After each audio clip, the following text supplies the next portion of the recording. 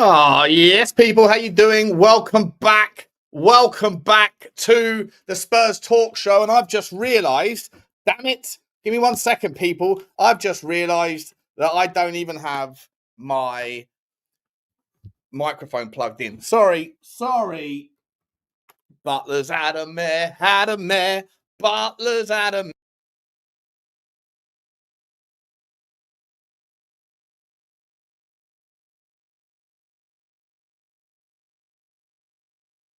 Hey, the best Friday in town, and my microphone wasn't working then either. Who turned that down, you absolute bozo? What's going on?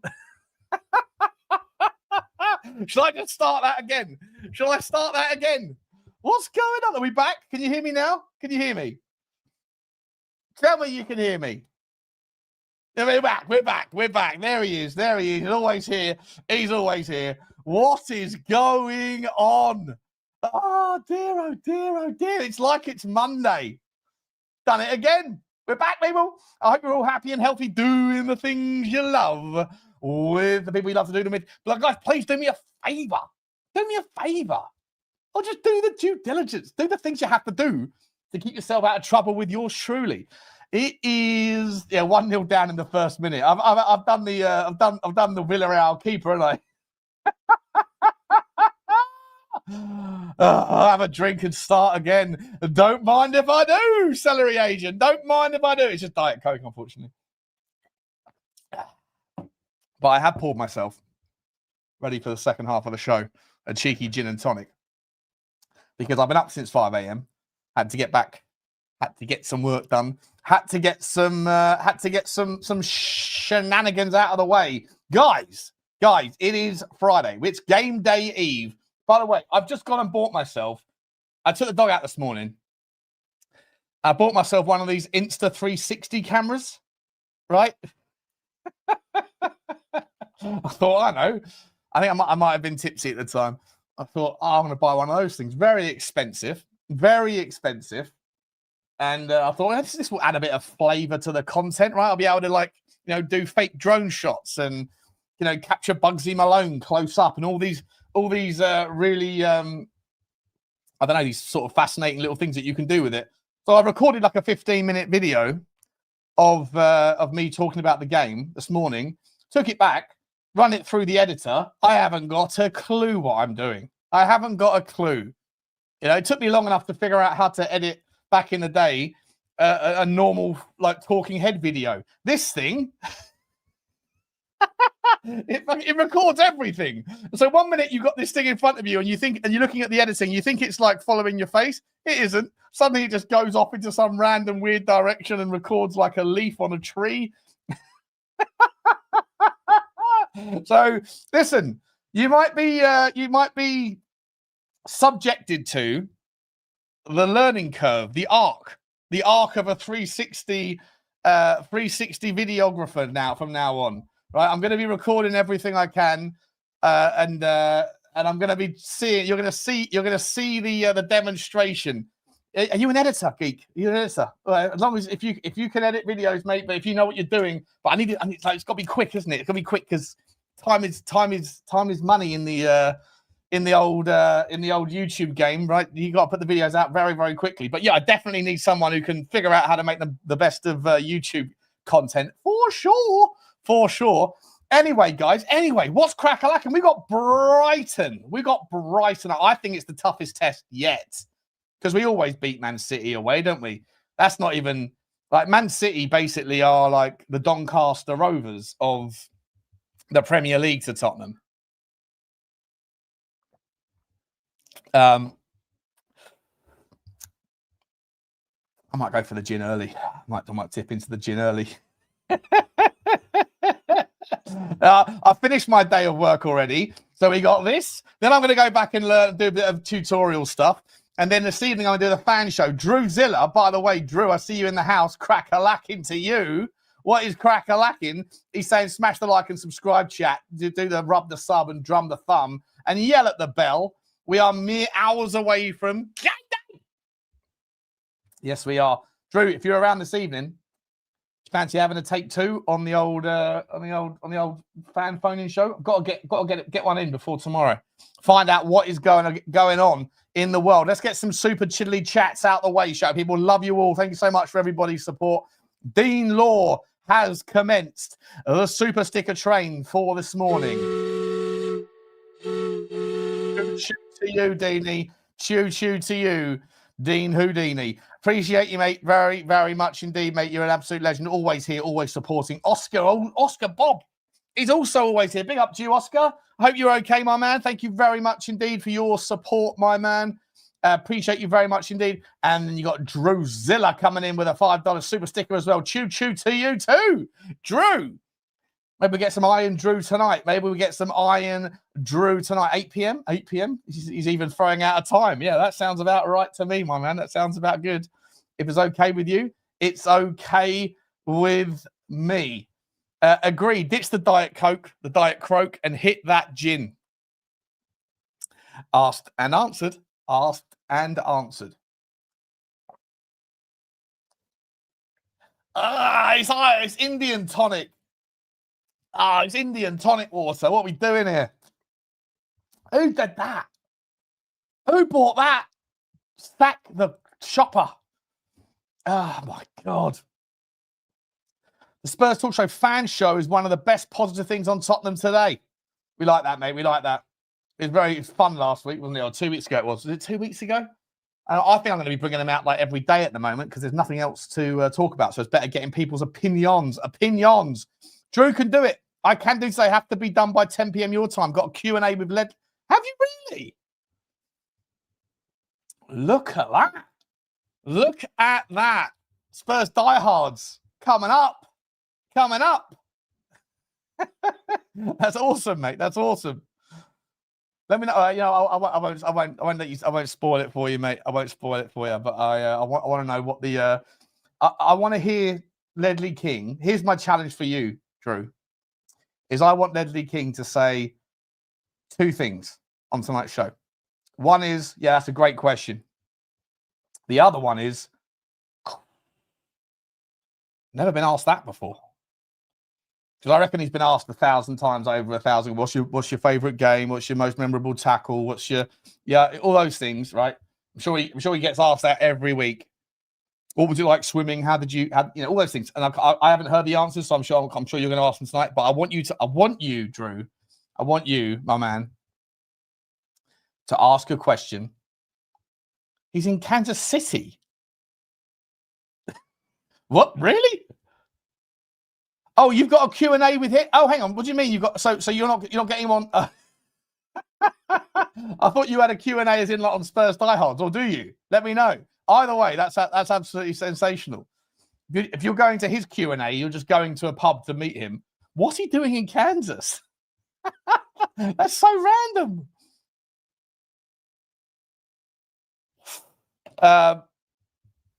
Moondog. Gee whiz, mate. 39 months, eh? 39 months.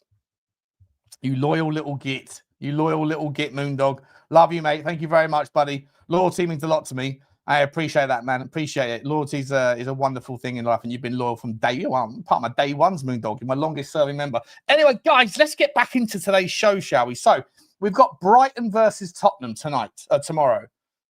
Chance for Tottenham to go. In fact, let's get the old table up, shall we? Premier League. Let's get it up. Pause. What are we doing here? Premier League. Why can't I get it up? Something's not right. Homepage. There we go. Let's go to the table. Let's show it on the screen. Bish, bash, bosh. By the way, today's show, guys, is sponsored by the wonderful people over at okjersey.com. If you are looking for the greatest in replica shirts at the most reasonable prices, then you can get everything you need, everything you want from okjersey.com. About £16, £17, give or take. If you're in the UK and you're dealing with the King's money, then you also get 8% discount at checkout if you use the code Sean. Excuse me, as seen with that Indian tonics hit me with the gases.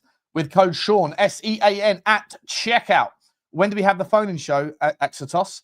I think it's tonight, mate. I think we're going to do it tonight at 8 o'clock, the UK time. I think. I hope so. I wanted to check with Drew first. We're doing it in real time, so that's fine with me. It's fine with him. We have this thing called a fan fest, Premier League show live from a designated city. Kansas City has it. Q&A tonight at Tottenham bar, then fan fest. Oh, so he's not coming on Spurs Diehards. Okay. Well, either way, if you get to line up and ask him a question, then what I want you to do is, why don't they do that in the UK, by the way? Come down to Surrey. Come down to Topgolf and Addlestone. I'll ask you some questions you've been asked before, Ledley. I'll ask you a question. I'll say, would you rather no penis for the first 35 years of your life, or no arms and no legs for the last 15 years of your life? Yeah? That's a question. You won't have been asked that before. And it's a difficult one to know the answer to as well. Because your first 40 years, well, that's when all the testosterone's going, you know? No penis, but you can have 2 knees.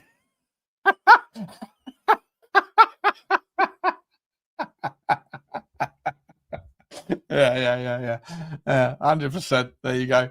Savaray, Archie, big up to you. Big up to Sava. Good to see you. 4XL as need a bigger size, but they don't do. They do bigger sizes in some, mate. They do bigger sizes in some. I think they work with what they've got. We're saying it. Oh dear, what are we doing it? Well, we're asking questions. We're asking questions. We're just asking questions. You know, figuring out what is going on. Dunkelstalk, big up to see you.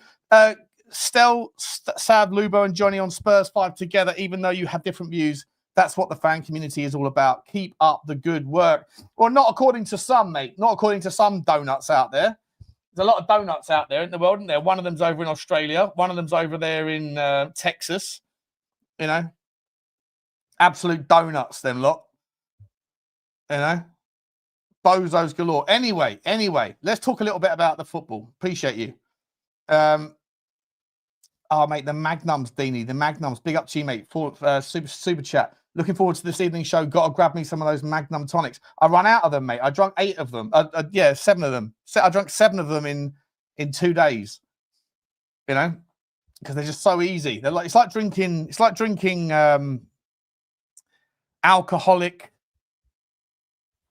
like Beecham's. You know, it's like it seems like you've got a bad chest. Drink one of them. You know that Simpsons episode where Grandpa Simpson sells that tonic and he like goes, "Stand by that box for the Granny tonic." It's just like that. It's just like absolutely like that. 7. That's where you've been. No. I had to go out. Any more investment news, Sean? No more investment news yet. Declan Ennis will. I'll always bring it to you when it comes, mate. I always bring it to you when it comes. There's not a lot of news out there in the Tottenham fan base right now. That's why I'm just here having a chinwag with you. We'll talk a little bit about the Champions League as well. But this is where we're at. We are 3rd in the league right now, behind Liverpool, who have done it again. They're doing it again every week. Like they are Fergie time has become Scouser time, hasn't it? Absolutely insane. They did it again in the Champions League against Atletico Madrid on, was that Tuesday night? Wednesday night? Wednesday night. Absolutely insane. Absolutely insane. Like they would be probably in relegate. If the game finished at 80 minutes, they would probably be in the relegation zone. Instead, they are top of the table, 3 points clear already, and doing bits in the Champions League. 5 from 5 in all competitions. And all of those points have been gathered in the last 5 minutes. You have to take your hat off to their unbelievable resilience. But Tottenham are sitting 3rd. Can we get to 10 points? Oh, sorry. Can we get to 12 points? We've got Brighton to take on. Now, the problem with Brighton, ladies and gentlemen, is that whilst they sit, where do they sit at the moment? They sit around 13th. They've played 4, 1-1, drawn 1, lost 2 with a negative goal difference. They lost to Bournemouth, and I think they were unfortunate. I think they were very good against. They never play badly, right? Brighton never play badly, ever. And the situation is that they get themselves in a into a balanced formation, which is the thing I've been talking about for so long with you guys. The lack of balance in a squad equals predictable outcomes. If you have balance, if you have people that are equally capable of going down the right and the left or through the centre, then opposition teams have an absolute nightmare because they can't allocate overloads.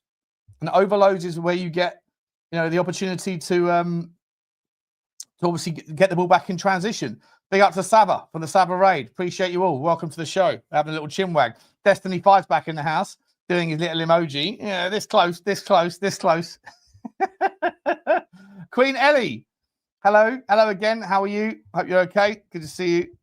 Where did I get to? Where did I get to in my chat? Big up to the Saba Raid. Big up to Sabatron. The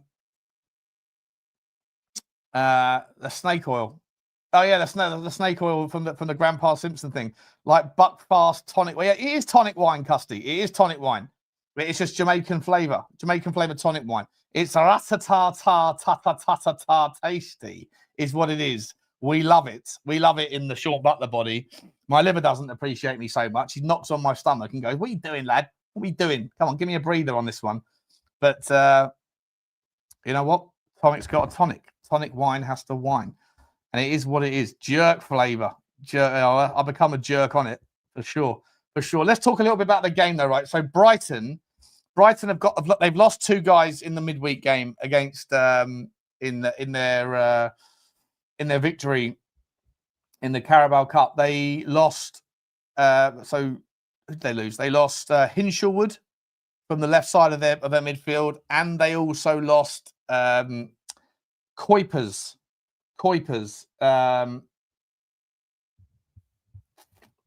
What's his name? Is it Kuipers? De Kuiper, who plays at left back. So we got a chance to go down their right hand side, right? So we're going to have chances with Kudus. The problem is though, is that I don't know where we're supposed to go with our formation with regards the left back spot and the left wing spot. And if you do, if depending on how Thomas Frank wants to play those games, it's going to depend. It's going to shape up how we play. Like to me, the 2 centre backs are obvious. The goalkeeper's obvious. The 6 is obvious. You have to bring Polinia back. And by the way, his absence and Bentancur being put into that spot again. I said it all last season. I was told I was a mug. I was told Bentancur's the best. What are you talking about? He's a brilliant 6. I was like, no, he isn't a brilliant 6. He is not a brilliant 6. He's a very good 8. Very good. Not great. Not world class. He's not in the top 20 midfielders in the Premier League, by the way. So we can absolutely improve on him, even if you're playing him in the right position. And I don't think we necessarily need him, right? I don't think we should be signing a new contract. If you're signing a new contract, then sign it to sell him. But we don't sell very well anyway. Let's let him go. Let him go and then create space in the squad because you've got Berghvall, you've got Sarr. Go and get someone else that can play as the absolute 6. An absolute 6 is like an Adam Wharton. If you can go and go out of this world, like just rock up to Crystal Palace on January the 1st and say 100 million quid. If our owners are really changing their spots or whatever, then. And it still pisses me off. I don't know what it is. I got called out on not getting called out. I got someone on Twitter said to me the other day, Sean, what like are you just like a complete contrarian? Do you just always want to go in the other direction from like whatever the zeitgeist is? I was like, what do you mean? He's like, why are you suddenly criticizing the owners? I'm like, I'm not criticizing the owners. Like the owners haven't changed. I'm just reminding everybody that lipstick on a pig is still a pig. It's like it's absolute, it's nonsense. Anyway, if they're going to come in and drop 200 million quid into the club, which would maybe move the needle a little bit, then superb. Do that.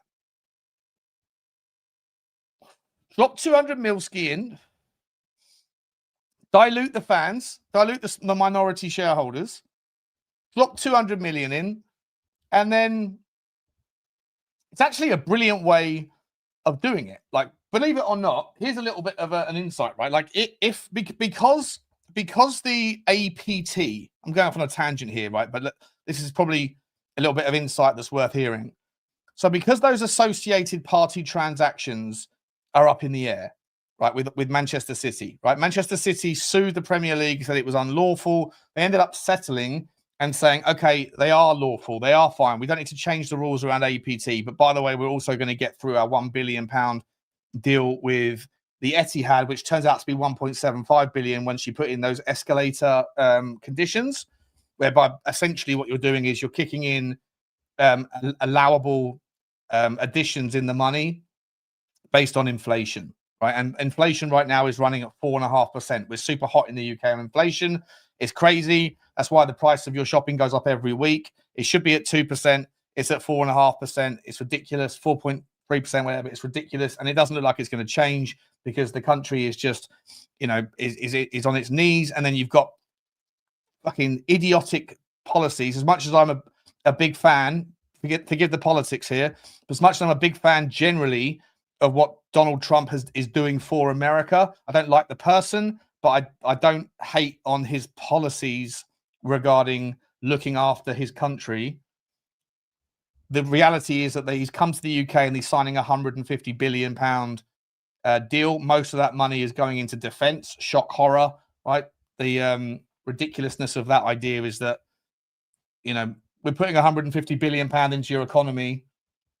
Yeah, but it's all going in the direction of the lobbyists with the money and essentially more war and drama, right? Not like ridiculous, horrendous. But either way, that 150 billion quid, it adds more money to the economy. That's a kicker for inflation. So inflation goes up. With that, back to the football thing, Manchester City is the recipient of getting away with the APT thing. But on top of that, what they've done is they've walked away from this notion that zero rate interest loans that owners have to put into clubs if they want to, or near zero rate interest loans, those things are still not technically allowed. So if, for example, the Kroenke family wanted to put in an extra 200 million quid into Arsenal, they now have to do that at least above 4%. At least above 4%. 4% being the base rate in the UK. That's why I brought the kind of politics into it. But at least above that, because in not suing, in settling the deal with the Premier League, essentially there's no more challenge currently on APT laws or the near zero interest rate laws. Right, both of them shouldn't really be able to be happening. Anyway, as a consequence of that, if Tottenham Hotspur were 100% owned. If they were 100% owned by the ENIC family, then they can't inject capital via any other format than a loan, because that's the reality of being 100% owner. You can't dilute anybody else. By putting in 200 million quid that dilutes, or 100 million pound that can dilute minority shareholders, you don't have to pay interest on that.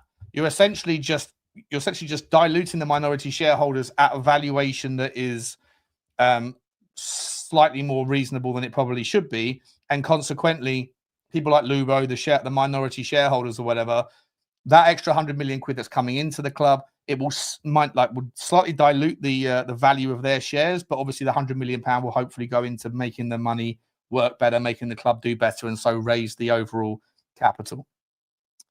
Anyway. So that 100 million pound, if you go to Manchester, there's a 15-minute or 10-minute detour there about how the world works. But if you are Tottenham Hotspur and you go and get Adam Wharton and you make Crystal Palace an offer that they can't refuse, then then you're in a good place. Like, go straight in January the 1st, go bang. Here's 110 million, whatever it is you want. I don't think he's anything like worth 100 million quid. But if these owners are trying to pretend like they have new levels of ambition and forget about the past, it was always Daniel Levy was the villain. He was the bad man and Daddy Joe had nothing to do with it. The kids are in charge now. We want what you want, which is sustainable but ongoing, great success, yada, yada, yada. Put up or shut up. On that basis, I want to see something monster happen in January. And I look at Palhinha, and I think he's brilliant when he's in the team. When he's out of the team and you play Bentancur in the 6 because Bissouma's on the naughty step, we are terrible. Bissouma only plays well when he wants to. And when he's focused and concentrating, and that's not always apparent. But let's call a spade here.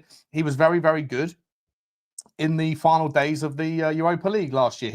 He was very, very much pivotal to keeping ourselves solid and defensively sound in that back five low block when Ange Postecoglou abdicated his own, hill that he wanted to die on, that anthill that he wanted to die on for 2 years, that ruined our Premier League status for no reason at all. Because when push came to shove, he threw all that out the window and became a low block, park the bus, B-Tech version of Mourinho.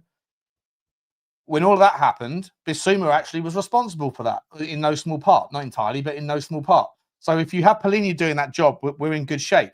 But you saw against Villarreal how bad Bentancur is in the six. He's awful. He's awful in the six. He can't do it. He can't do it in transition. He's not touch tight. And I'm not blaming him because you're asking someone to be someone that they're not. You're asking, I don't know, it's like the footballing equivalent of a transgender. It doesn't make sense. Doesn't make sense to me. I'm going to get cancelled for saying that. I couldn't give a shit. I'm on one this morning. I'm on one. That gin is ratatata. I just hate the Indian tonic water. Anyway, you can't ask him to do something he's not. Yeah, you're asking. You're. Yeah, 100%. Yeah. It's 1 p.m. It's 1 p.m. to you, mate. It's 7 p.m. to me. I've been up since 5 a.m., bro. So I've done my day's work. I was writing emails and signing checks and paying suppliers and all that sort of stuff at 5:35 this morning. So anyway, you can't ask men to have babies. You can't ask Bentancur to play in the six and do it well. It's just not in his DNA. He's an 8. He thinks about he's seeking out the opportunity. He's not seeking out the threat, and that was very much apparent in the in the Villarreal game, and it was apparent to me all last year, despite me being called a negative mug or whatever by people that sort of blow smoke up his ass and think that he is think that he's capable of all things. He isn't. So if Pellegrini goes down injured, we're screwed. Anyway, we need to go and get someone else in, like an Adam Wharton, like a. Yeah, I mean, there's so many sixes out there that I'd just wet myself if we could go and get. I won't bore us with those ones. Maybe we can look at it later on in the stream. Anyway. Yeah, we're going to get cancelled, mate. Yeah, we are going to get cancelled. I'm sure I'm getting cancelled anyway, to be honest. But that's just life, isn't it? We'll start again. We'll go again. We will go again. What was I? Careful now. YouTube police will be after you. Of course, men can have children. Cock blocker. Transgender cock blocker, innit? A proper cock blocker. The reality is, guys, right, is as far as tomorrow goes, if Thomas Frank wants to play Xavi Simons on the left again and he wants to like shoehorn Sarr and Berghvall because he's not sure which one to drop, because you've got Pellegrini coming back in, and then you can easily drop Bentancur, by the way. Bentancur doesn't deserve to start tomorrow on that performance, in my opinion. And then you bring it back in Berghvall. You can't drop Berghvall, and you might be able to make the argument that you shouldn't drop Sarr. So if you go with Pellegrini, Berghvall, and Sarr, then you're going to shoehorn Xavi Simons off the left again. The problem with that is that you have a left back in Jed Spence who hasn't figured out the chemistry yet. He doesn't get forward like Destiny Udogie does. And to be honest, the two of them haven't really synced up. They haven't. Like Porro and Kudos work very well. They do. Porro knows what he's doing with the ball at his feet. And so here comes the conundrum. If you want to take on Brighton down the right-hand side, because that's your natural width, that's your natural guy where you take the guy on down the outside and you're capable of cutting in Kudos, or you're capable of going down the outside like we've seen, then you probably want Pedro Porro behind him because they have chemistry so far. And Brighton having lost to Kuiper, that's where you probably want to see your value. Right? You probably want to see your value down that right-hand side. However, it's predictable and templatable if you're only going to attack down that side. So you want to look to your left and think, well, how do we do that? Well, if you want to attack down the left-hand side, but Xavi Simons is on the pitch, then you either keep with your same system and your same formation, but probably know that at the moment, I know it's early days, but that Jed Spence doesn't get forward as much, and Xavi Simons isn't quite, linking up in that kind of frequency and wavelength, which a hell of a lot of offensive play is about, especially when you're trying to be creative in the early initial instance. Then maybe you could make the argument to play Destiny Udogie instead, right? Because Udogie is more of a left back that gets forward. He's more of a left wing, and naturally he's more forward. And he didn't disappoint defensively, but we all know that he's not that bad. Not nowhere near as good as Jed Spence defensively in the one-on-one. Remember, you're going away to Brighton, and Brighton are very, very good at home and have a brilliant record against Tottenham at their place. So where's the threat from Tottenham? And are you, as a fan right now, thinking about going there and not losing, or are we trying to go there and win? And if you're trying to go there and not lose, then you probably need Jed Spence on the left, because Minter is amazing.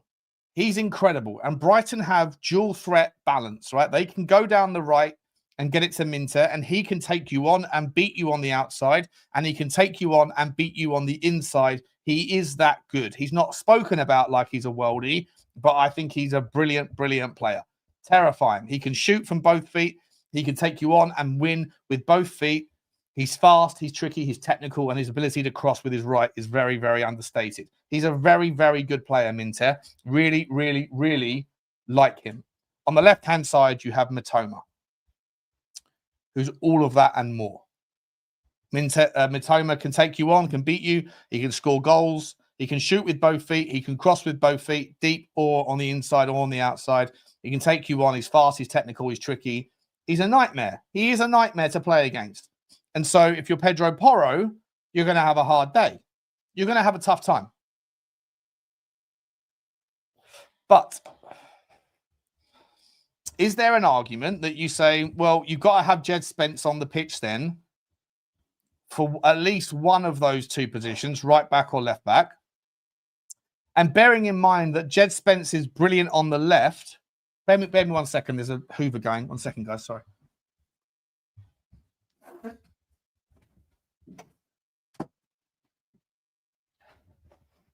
Sorry about that. Bearing in mind that when Jed Spence is amazing, he is someone that is basically amazing at pocketing players that are brilliant at cutting in onto their left foot. So like a Salah, like a Saka, yada, yada, yada. Bradley Buck-Cola, Kvaratskhelia, all those things. So like these people cutting on their left side because that's their strong side, but it's also his strong side and he pockets them, the Jed Spence penitentiary or whatever the phrase is. But Minter's capable of going down the outside, very much. So is Mitoma. And so you could make the argument that Jed Spence is going to have, just as much value on the right-hand side. But all of this is predicated on the notion that you want Xavi Simons on the left, so that when we attack, you have Destiny Udogie, who might be able to fill the gap that Xavi Simons abdicates when Xavi Simons cuts in off the left-hand side into the centre. And so I'm left. Is that one of my house servants? Yeah, the cleaner. The cleaner's downstairs. I ain't fucking doing that. What are we doing here? I've got to 40, nearly 42 years old. Do I look like the sort of guy that butters his own toast? What are we doing here? Come on now. Come on now. Beyond that stage of life. Keep it down, Helga. Where did we get to? Where did I get to? Have I missed any super chats, by the way? I think I might have done. No, I haven't. So I'd have expected a topless maid, surely, boy. One day, mate, when I move out to Thailand in a couple of years' time, or when I move to, like, I don't know, Australia. No, maybe not Australia. That's probably too expensive. They got minimum wage out there, haven't they? Like 20, 30 bucks an hour or something. You can't have that sort of shit. Anyway, I'm going to join this man. My man, Joe. My mate, my brother from another mother. My man, Mashina Joe.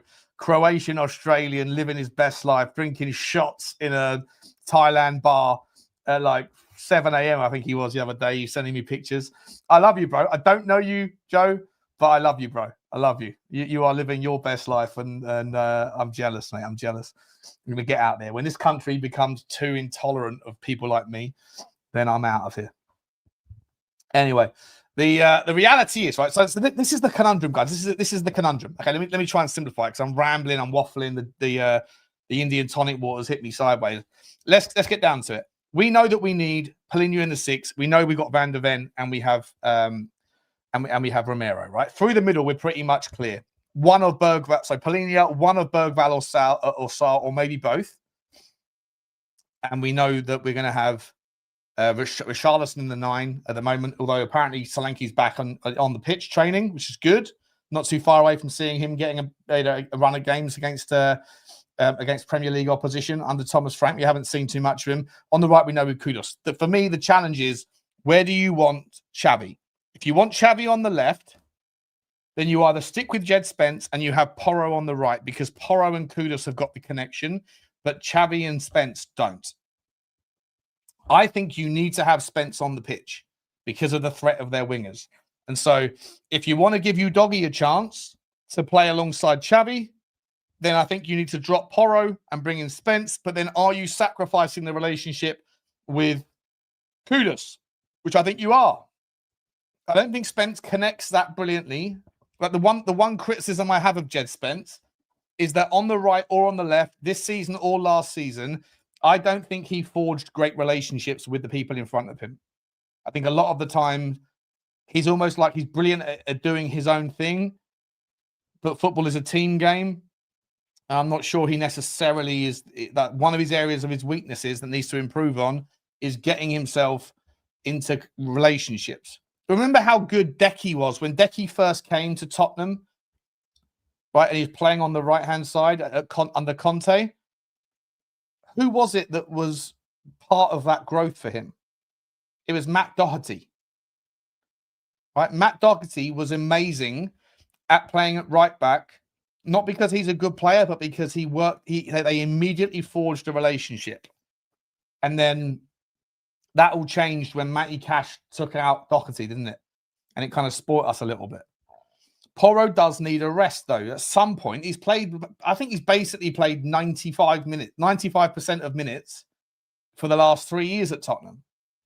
You know, you need to give him a little bit of a breather. Is it this week coming, or is it no? Sorry, we got Doncaster on Tuesday. Maybe you could argue you can't. I mean, I don't know when do you give him a rest? When do you give him a rest? At some point, you need to give him a rest. But maybe the argument should be to see Xavi in the 10. Maybe we're not there yet. Maybe Thomas Frank is saying, like, until we get a better left winger, then Xavi Simons is starting on the left. But I would love to see Odegaard and/or Mathys Tel play on the left. Mathys Tel, sure as hell, isn't a 9. He isn't a 9. No chance.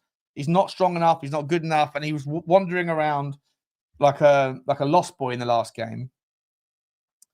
I think he's an inside forward. So, like, I think he's probably better doing a little bit of what Xavi does. But you play him off the left-hand side. Or you give Odegaard a chance. If you give Odegaard a chance, then maybe you can keep Jed Spence on the pitch and let them have a chance of figuring out a relationship. And then you bring Xavi into the 10. And if you bring Xavi into the 10, then one of Pape Sarr and Berghvall need to be rested. But which one of those do you go for? So let me ask you this. I'm going to ask you a series of 1s and 0s, guys. Series of 1s and 0s. First option. The first option is Spence on the left versus Spence on the right, because I think he has to play. If you want to see Spence on the left and Udogie to stay on the bench, then give me a 1. If you want to see Udogie come in and Spence be either dropped or moved to the right, then give me a 0. Spence on the left, 1. Spence not on the left, 0.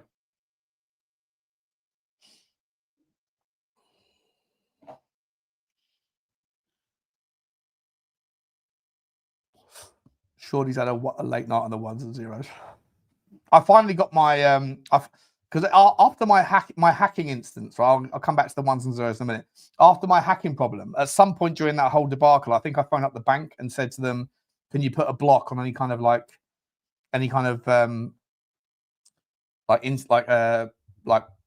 internet banking thing?" And I thought I cleared it all, but for some reason, I couldn't. I could never recharge my betting account. And I've just had to do like a timeout thing where I finally cleared it, and I had three days to wait, and I finally got it cleared yesterday. And I put a lovely little cheeky, I think it was a cheeky tenner on Barcelona to win, Bruges to win, Club Brugge to win. And by the way, we taught them how good do they look. Man City to win, Fluminense to win last night. And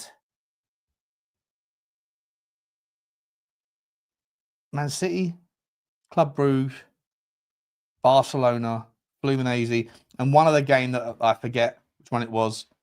And it came in, and I was just waiting for the Fluminense game, and I was like, it was going to cash out. So I'm back, baby. I'm back with the bets. I'm gonna end up on the 1s and 0s with my betting. My betting's gonna get out of control again. Poker's coming back. I might do some live streaming of poker on Sean Butler TV if you guys are into that. This guy, once upon a time, a few years ago during COVID, got to I finished 12th in the mini main event of the World Poker Tour online. Very, very, very, very tasty prize, and I only lost on a coin flip. It's a conundrum, says Drew. I don't know. I can see an argument for both. Matoma and Minter is a dangerous combo. However, you deploy your defenders. What's everyone said here? Let's have a look-see. What's everyone gone for? Most people have gone for 0. So 0. So you guys want to see. So you want to see. You want to see Destiny Udogie. Stuart wants to see Spence to the left. You want to see Destiny Udogie. So Destiny Udogie. Big up to you, Chris. I need to message you, mate. I need to message you. Ange Bull says, yeah. So you guys want to see Jess Spence at left back, right? Okay, cool. So I think I want to see Destiny Udogie link up, but it's only if Xabi Simons is playing on the left. If Xabi Simons is playing in the 10, which I really want to see, then I think that you can play Jess Spence on the left, play Pedro Porro on the right, and then obviously also play.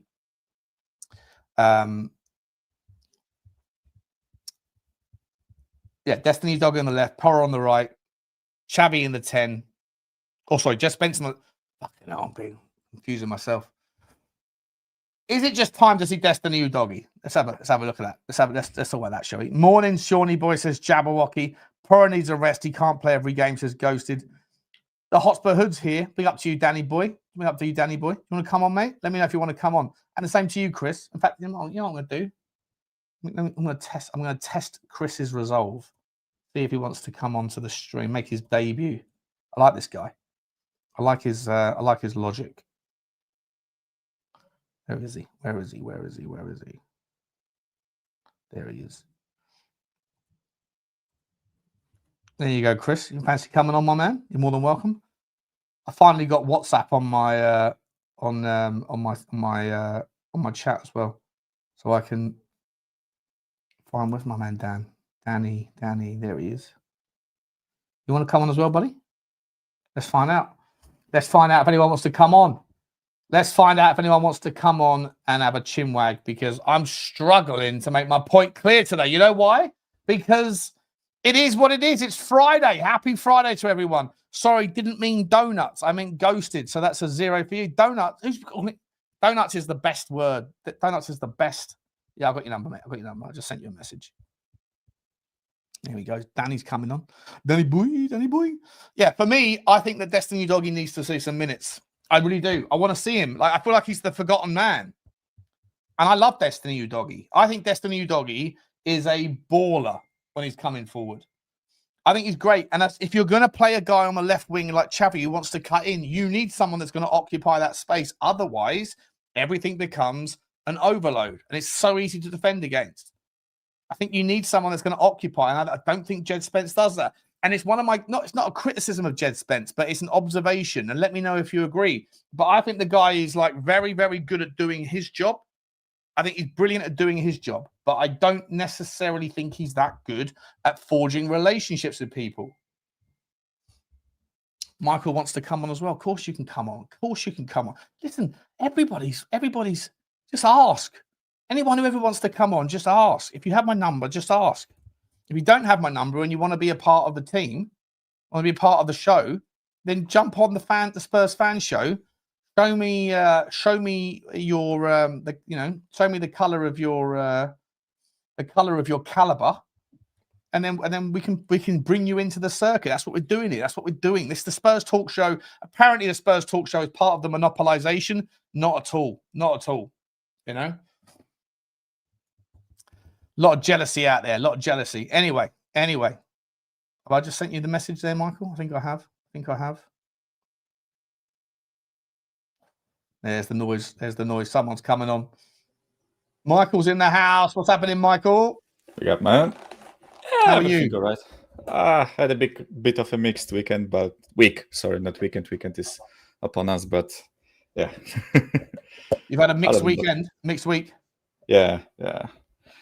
Okay. No, so good things happening, bad things happening.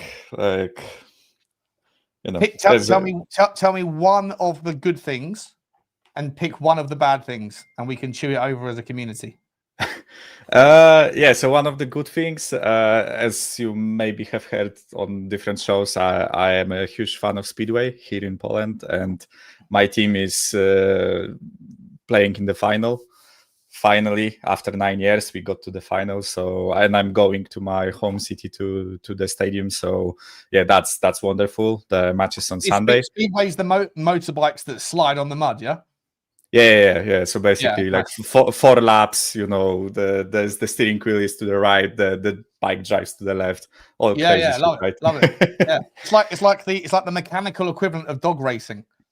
Basically, yeah, brilliant. Yeah, the riders are fucked in the head for doing that. Like they are going 120 kilometers per hour.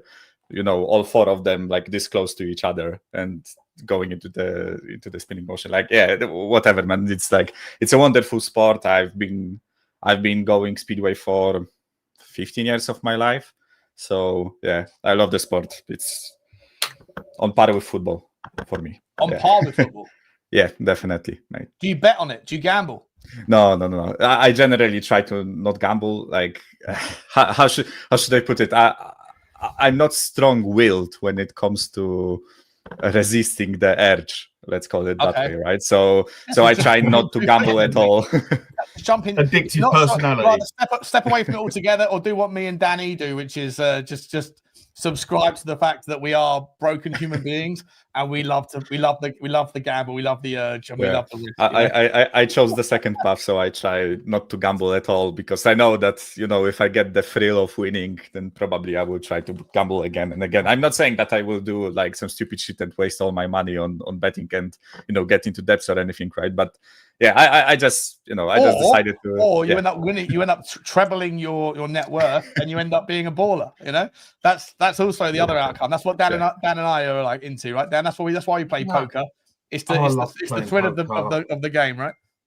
I'm lucky as a person in that aspect. One of my stronger points in life, got a lot of weak points, is I haven't got an addictive personality. I can then do something and walk away. Yeah. I've got other mates that as soon as they're 20 quid up, let alone 200 quid up, they'll end up slamming 500 quid on the table and lose the lot, if not more. I've always had that capability to put it there and walk away. Whereas there's other things that I've struggled with out in life. We've all got our strong points, but poker is one I do love. Played in quite a few local bits and that, and lost a bit of money on it, won a bit of money on it. I do love a game of poker. Yeah. I think I won 15 grand in that mini main event of on the World Poker Tour thing back in 2021, and I think then I suddenly thought that I was a baller at it, and I think I gave back about 25 grand the next 3 weeks. You see, people, know? I've had many complaints about me playing poker, because poker, as far as I'm concerned, you've got to have tactics. You've got to have tactics to it. Obviously, you play with the cards you got, but you've got to have tactics. But I'm that annoying prick on the table that just does not stop talking non-stop, because you're allowed to talk as much as you want. And I just keep talking to everyone, just about bollocks, basically, and just keep talking at them. And it puts a lot of people off, and they get I love that. I love that. It's caused a couple of fights, but that's just my way of trying to grab information. Yeah, just tactics. Talk about tactics, lads. Talk about tactics. Moving on to Tottenham, though. Listen, I've been spending the last 50 minutes trying to figure out what's the right way to go about Brighton. Like, I think I won't repeat myself, but I think to me it depends on how Thomas Frank wants to what he wants to do. And to me, the decision is all around the fullbacks and the left wing. That I think is the crucial thing here. Does he want to see Odegaard? Do you want to see Odegaard? Like, do you want to see Mathys Tel on the left? Do you want to see Xavi Simons in the centre? And if so, how does that reshuffle the fullbacks? Because relationships are crucial. And I don't think we've built that many relationships with the ball yet. I think that we've changed so much in the way of our front end of the team that it's going to take time. And I think we spent most of our time on the training ground fixing our back end, which is obviously proving beneficial. So there's no rush necessarily, but against Brighton, you've got the opportunity, but you've also got the threat. So, Michael, I'll start with you, mate. How would you go about taking on this test? And why are you laughing? Is someone said something in the comments? Yeah, Ellie called me a good Catholic lad for not gambling. So, not necessarily the most religious person, but no. But on Brighton, right? I agree with you. I think most of the team is, I don't want to say settled, but we probably can make a good guess as to who will play. It will most likely be like Richalison up top, Kudus on the right, and all that stuff, right? The centre backs and stuff. So, but with the left wing, I don't know. Maybe it might be a bit of a controversial opinion, but I don't really like Xavi on the left. I think he's essential, like center of the park player, and I think we should do everything in our power to move him there as soon as possible. I think our best midfield three, when it comes to profiles of players, like what they do on the pitch, would consist of two other players and Xavi, or I'm not sure on the pronunciation of his first name, Simons, basically. But then, yes, there is the problem of the left wing, right? If we don't play Simons there, then who plays there? And for me, I agree with what you said initially. I would like to see Odegaard be given a chance, because he is the only guy that wasn't given a chance yet, right? I think we played Tel on the left in one of the preseason matches. We obviously played Xavi, we played Johnson. I think Odegaard is the only one left, right? And out of the four that I mentioned, which is, or three, I guess, without Simons, so Johnson, Tel, and Odegaard, I think he's the most techie one, I would call it, right? There isn't much end product with him, but I think he is the best at dribbling, the best at carrying the ball, and generally like taking players on. And he's also an inside for, like, I think he's right-footed, right? So he would tend to go inside, which would facilitate playing Udogie for me.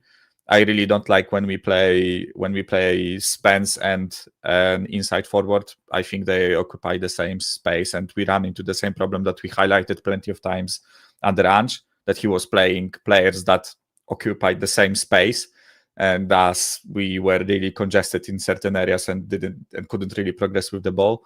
So I would like to see an inside forward on the left and Udogie as a left back to overlap. So yeah, but again, like this creates another problem, right? If you move Simons to the middle, then who out of the midfield players gets dropped? And this is honestly, this is a question I don't have an answer. Right? You've got to drop Sarr of the two. You can't drop Berghvall right now. Surely, I would agree with that. I see more potential in Berghvall. I think it's better if we invest time in Berghvall. I'm not one of the people who say every single young player that plays for us will be the greatest out there. But with Berghvall, I just have a good vibe with Berghvall. I think he will be an enormous player for us, and I want to invest as much as we can into him. Give him as much time as we can, right? Yeah, I agree, mate. I agree. I think Berghvall is I'm the same as you, mate. I don't blow smoke up the arses of everybody.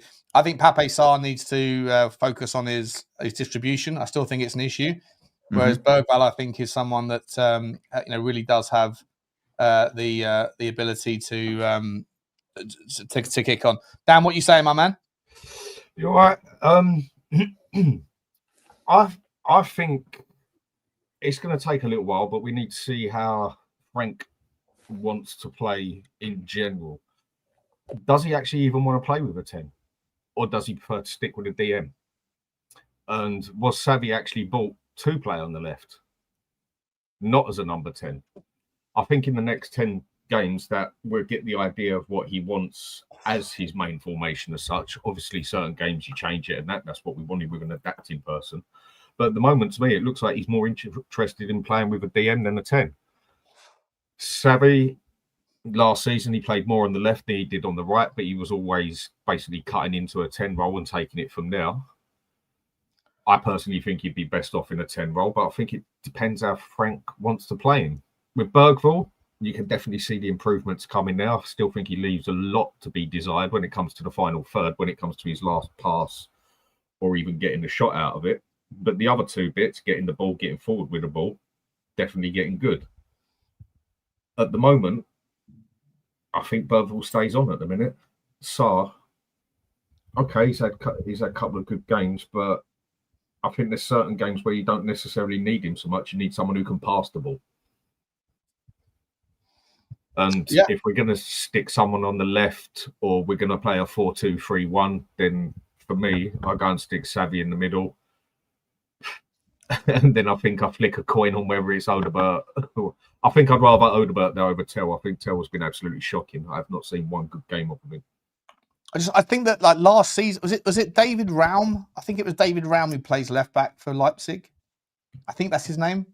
He's very much someone that that does get forward. I'm not sure if he was the left back all the time last year, but for me, I think that his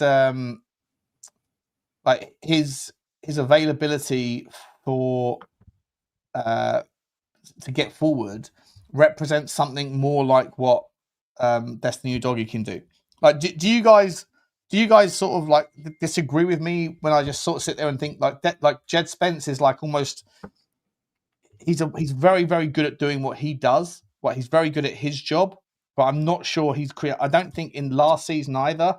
I don't really remember him creating relationships. I think he's maybe so focused on his own job, his own thing, that the best parts of what we've seen from Ledley King is obviously his one-on-one defensive stuff. And then obviously also when he brings the ball forward, he can look very good as well, right? But like that's kind of all a Ledley King thing. That's like a Jed Spence thing. That's not necessarily and in life, you need relationships and chemistry. And I'm sitting there thinking like, like Pedro Porro and Kudus have immediately hit it off.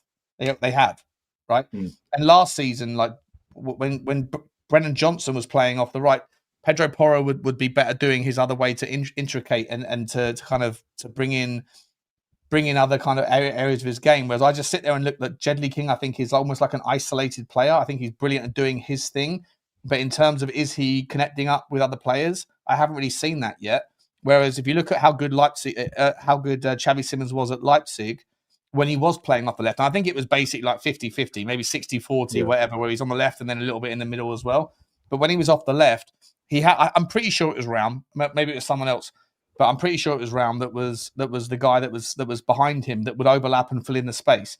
And I just think that if we're going to see the best of him whilst he's on the left-hand side until January, for me, I just think that we need someone that's going to help him do the things that Jed Spence isn't doing, which is get forward and occupy the space when Xavi Simons wants to cut in.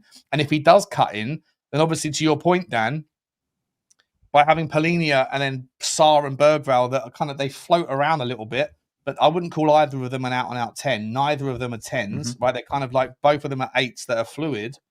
So, Michael, I would make the argument that I really want to see what, if we're going to play Xavi Simons on the left, I really want to see what he can do with Destiny Udogie. I know it's only been a couple of games, so I'm not suggesting that, you know, there's not going to be a future where the two of them, where Spence and him understand each other's games, but there hasn't been any evidence of it so far. Is that fair? Yeah, the problem I have with our fullbacks is that I think I completely, first of all, I completely agree with you that football is about relationships, right? Rarely you have a player who is, how should I put it, like a diva doing everything on their own and it works in a team. Usually when you have a player like that, the entire system has to be catered around them and work for them, right? And I'm not saying like Jet Spence is on that level, but I think it's a good starting point, because I think, as you said, you need to build relationships, and especially when it comes to winger fullback relation, they have to understand each other, right? Because they are the ones creating an overlap and the overload on the side, right?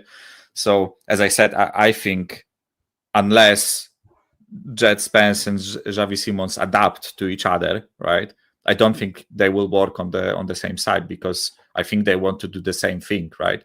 Last season with Ange, we were criticizing Ange for putting Son out wide and Udogie for cutting in, or Spence for cutting in, right?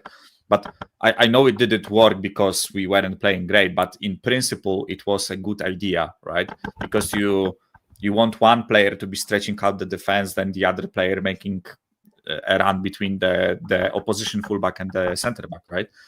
But I think right now with Xavi Simons, we have a winger who cuts in, so we should play a fullback who stays out wide, right?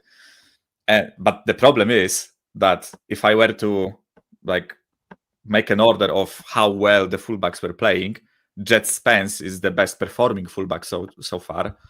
I wouldn't want to see Porro dropped, because like I am biased towards Porro. I really like him, right? And Destiny Udogie, he's been injured and he wasn't performing well before he was injured, right? So it's hard to justify dropping Spence for Udogie, but for me, it's also hard to justify dropping Porro to play Spence on the right to play Udogie. But I would really like to see Udogie on the left. I think it will work better with Xavi Simons if we play Udogie on the left. So I don't know, but my preferred lineup would be to at least see Udogie and Simons 1 or 2 matches play together on the left, right? That's, yeah. I know it's a long-winded answer, but basically I would give Spence or Porro a break if you have to, right? But I would give one of them a break and play Udogie on the left. That's also for the sake of Udogie, for the sake of giving him minutes and playing him, right? Yeah. No, I agree, Michael. I 100% agree. Dan, same question to you, mate. Like, you know, do you sort of subscribe to that notion that sort of Jed Spence is a little bit of a, I'm not saying he's it's not, I don't know how to say it. It's not even selfish, but just like caught up doing his own thing a little bit and a little bit less thinking about other people. Because maybe he's just got a difficult job. By the way, maybe just playing out a position on the left, right? It's a lot to think about, right? And he's had to pocket a hell of a lot of really good players. And so the consequence of having to think about that shit, you know, you've got Salah against you, you've got Saka against you, you've got Kvaratskhelia against you, you've got all these players against you that takes up 100% of your mind, that then you're not so much thinking about, you know, the relationships that are necessary beyond that. But I'm sure it will come in time. But would you like to see Udogie play tomorrow? The thing is, with Spence, he's basically the only fullback we've got. Udogie and Porro are not fullbacks, they're wingbacks, and neither of them are good at defending. I mean, Porro is, how shall I put it, he's our liability when it comes to defending. That is why teams focus on putting the ball down the left-hand side, because he can't defend come love nor money bar a moment. Udogie can defend a little bit, but they're both wingbacks. Whereas Spence, he's got a lot more of a defended mind and a lot more defended capability than either of them two. So you can actually play him as a fullback. Now, this goes down to the point for me on overall what formation you want to use. If you're playing 3 at the back, I start Udogie and Porro blatantly because they can do their wing-back job. Would you do that tomorrow, mate? It's actually a really good shout, to be honest. I hadn't even thought about that. Would you actually go to a back three tomorrow? Yeah. I still think this team, the best formation you'll get out of it is still with three at the back and stick Xavi and Kudus in the middle. Because I think Kudus will go fine in the middle and then play with whoever replaces striker. And then you can have... So the back three of that, so Danzo, Romero, Van der Ven. Yep. Porro, Udogie. And then what do you do in the middle then? Paulinho. And at the moment, I either go Berghvall or Sarr to give me that bit of engine, basically. And then I can swap Bentancur with Paulinho later on in the game. And then the two I play in front of them, I play Xavi as the playmaker. And then Kudus as just the attacking midfield central. Like I say, Kulusevski should be played as just charging forward, basically, and then with my striker. If you're going to play with four at the back... Wait, sorry. So Udogie, Porro, the back three. Paulinho is the sixth. Then you've got Richalison in the 10, in the 9, sorry. At the moment, I don't think we really have much option there, do we? Whether you stick Tel or Bentancur there, I think they're going to be as crap as each other. So for me, I'd flick a coin on that one. Do you know? Okay, so it's a 3, it's a 5, and then Paulinho. Call it a 5-2-2-1 or a 3-4-2-1, basically. Depends how people want to say it. I call it a 5 because it's wing backs, basically. Yeah. And that is when you want to use the wing backs properly. I'd be okay with that, to be honest. I'd be more than okay with that. I actually think that a back three tomorrow might be the right recipe, because they are fucking scary. They're a scary team with the ball at their feet, you know. And Danzo's never let you down. People seem to think that when you play with wing backs, 5 at the back, 3 at the back, you're playing out and out defence. It's not true at all. Not if you go and watch some European football and that. You can get that ball, and within 3 passes, if you've got someone who can pass the ball, get it up the other end of the pitch and score a goal. Yeah, okay, it's a bit more counter-attacking style on that, but that is where I feel you get the best out of this team overall, and you're putting the least players out of sync as such. Maybe Kudus would be the only one a bit out of sync, but I'm sure he can handle an attacking midfield central. And then you'd have Kudus and Xavi come a little bit more narrow, would you? Yeah, I'd have basically them two behind the striker. They can drift out wide if want to be, or one can drift out wide and cover the middle, or the other one drifts out. But I'd have Xavi doing the more playmaking stuff with Kudus almost playing as a shadow striker as such. You know, like Dele Alli used to play, sort of thing, attacking midfield central, cross with shadow striker. That is how I would do it, because you've only got one player there who you would say is slightly out of sync, and that's Kudus. And I'm sure he can he's got enough flair in him and enough capability. Kudus was fantastic against PSG, wasn't he, doing that role? Yeah. So I personally think with that, then we don't have to complain about, are we going to play with a 10 or who the 10 is, who we're going to stick on the left or whatever else. And that's how I would do it. Spencer's got to start when you're just playing. If you're playing a 4-2-3-1, for me, you have to start Spence, because you're not playing with a DM role. And with that lets Porro go forward, and then Spence can go into the back three, so we're still kept safe at the back, basically. And if you want to go for the attacking side, then obviously you play with both your wing backs, with Porro and Udogie. But if we're playing 4 at the back and using the full backs to go forward, then we have to play with a DM to come back and cover us at the 3 when them 2 go forward. Mm-hmm. But by the way, I've always laughed at this, because last season when people were, that me included, we were complaining about the lack of quality on the wings, right? You know what the solution is if you don't have quality on the wings? Just don't play wingers, right? Like, this is basically kind of what you are suggesting, that, right? Because it's like no shit Sherlock sort of thing. No shit Sherlock, right? But this formation that you described, not in like literal sense, but is kind of what Amorim plays. If you watch what Amorim does, right? He basically plays like I think it's 3-4-2-1. So basically like 3 center backs, 4 midfielders, like 2 of them being the wide wing backs / midfielder. So in United's case is Dorgu and whoever plays on the right. Right, they have the double pivot. They have 2 like center attacking mids / inside forwards, and they have a striker, right? And I think that way you put a lot of responsibility for attacking and defending on the wing backs / wide midfielders. But I think not like United, we actually have players suitable for that role.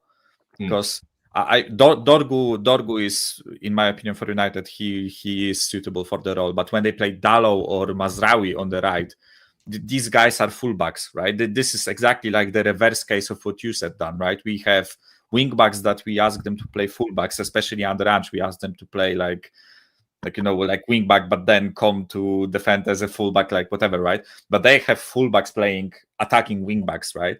But we with Porro and Udogie, we actually have players that are suitable for the role. Have wingbacks. Yeah, and also like Xavi and Kudus, I think they would really like Xavi and Kudus are for me like Cunha and Abuemo. They can do the same role, right? We also have a striker, and I think we have a better balance in the double pivot, right? There are issues with this tactic. I don't like the two-man midfield. I think vast majority of the teams in the Premier League play with three in the middle. So I think what United lack is the fact that they have two attacking forward line so that they don't help in the midfield, and then like Bruno Fernandes and Ugarte or whoever else, they are left on an island 2 against 3 most of the time, right? But I think Frank is a wise manager. I think if he employed a tactic like that, he would make adjustments to not leave the double pivot isolated in the transition and generally throughout the game. So I think that's not necessarily the go-to tactic I think that we should employ, but I think it's definitely a nice tool to have, right? Like we did against PSG, for example, right? We played 3-5-2, right, which was 3 in the midfield and 2 up top. But you can also do it with our team, right? You can play Simons as a shadow striker, Kudus, Richarlison up top. You can adjust to make that work, right? But I think it's a really nice tool to have to be able to play a back three and to actually have players capable of playing back three. Because it's not just playing with 5 at the back. You can also have it so when it's going your way as such, them two can just push up into wingers basically, and also push up the other end of the pitch.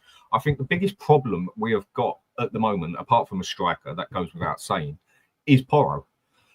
Even though one of our best players, one of our most consistent going forward, I think he's one of the better wing backs in the Premiership.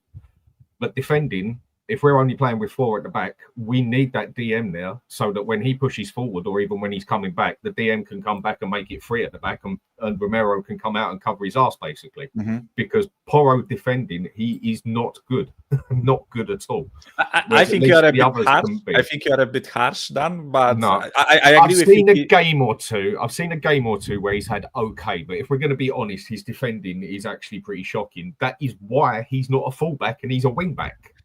Again, a bit harsh in my opinion. I don't think he's as bad as people say at defending, but I'm not saying he's good, by the way, right? I fully acknowledge the fact that there are plenty of wingbacks who rip him to shreds, right? But I think when the game is settled, I think he does okay. I think the worst thing that happens is when we get transitioned on and he doesn't have the time to prepare. Let's go that way. Right? If we go back into a defensive shape and he defends, facing the winger, I think he's actually quite okay. I think he's the worst when he has to run back with the winger challenging for the ball. I think he's shocking at that, right? So forward back, Mike, he needs whoever's playing as winger to come back and cover him like Kulusevski used to. Yeah. And I don't agree with Kulusevski on the right. Yeah, it's a bit of a tricky one. And it sounds like I'm ripping into it. I'm not. It's just he's not a bloody defensive-minded player. He never was. He never has been. Yeah, that I agree with completely. Yeah, and to get the most out, I'm not saying he don't get in front of the ball or whatever and that. He tries his hardest. There's no two ways about it. But on the defending side, out of everyone there, he is our weakest point, and other clubs do aim at him, basically. Like Bournemouth, they just blatantly aimed at him all the time and basically ignored Spence and just put the full pressure on Porro, and it worked for him. So we either need someone out on the right who's willing to come back and cover him, or we need to play with that DM so Romero can come out and cover him, basically. And this is where I'm questioning what is going to be Frank's main formation as such. Is it going to be playing with a DM, or is he going to be playing with a 10? I mean, with what I said, I call it a 5-2-2-1. You can also have, if needs be, Kudus come back a little bit. Now, I'm not saying that's his ideal thing, but he's got enough to come back on himself, I think, while the other two do their job as well. Depending where the ball, what's happening in the pitch, transition, whatever you want to call it. I just feel that is our best formation, basically. Call it a 3-4-2-1. Because we haven't got two strikers. You know, it all depends what you want to do with it, basically, I think. Yeah, like when you play two strikers up top, usually the one of the guys is the smaller, more tricky and faster one, and the other guy is a big lump that, you know, heads the ball and all that stuff, right? I think like one of the best like double striker combinations I've seen recently was Inter, right? With Lukaku and Lautaro. I think that's like or Thuram and Lautaro after Lukaku left, right? But I think this is like if you want to do a double striker formation, this is what you have to try to imitate, right? One guy being the big lump and the other guy being the smaller, more tricky one, right? I think that we have, ironically, I think that we have more guys that are suited to the small, tricky guy role than the big lump, head the ball and, you know, play with your back towards the goal and all that stuff, right? Because like Richalison, you touch him and he falls down, right? So he's not the guy to play the big lump role. And with Solanke is really like, first of all, like he's not fit, obviously, right? So he won't play. But even if he is fit, like I don't understand it, because there are some games where he plays against good center backs and he's like physically strong, you know, imposing. He fights for the ball. He's really good at, you know, holding up the ball, spraying the ball around and all that stuff, right? And then I watch him in a different game and he plays like Richarlison. You touch him and he falls down. Like I don't understand it, because for me it's clearly not the physical side of him. It's more like up here. I think if he is like fired up and ready to battle, I think he can, right? But there are some games where he just decides to, like, I don't know, like he decides not to be as strong as he usually is, right?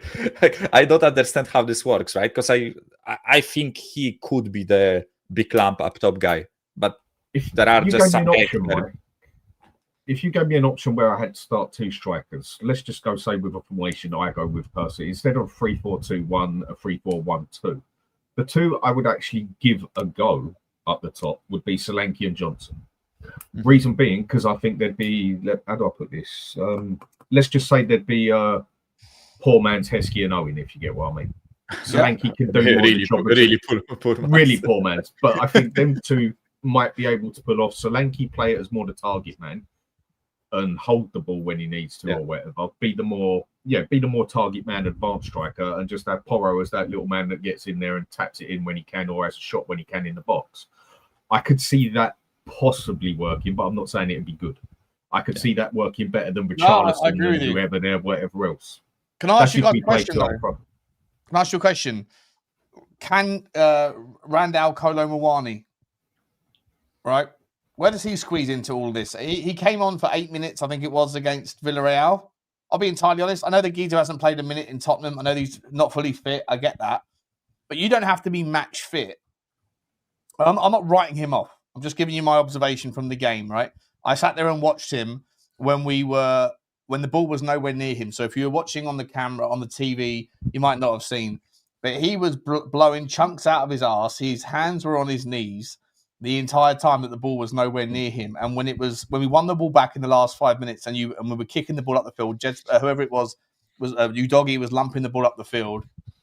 You need someone to at least chase those balls down, right? And Muani didn't do anything.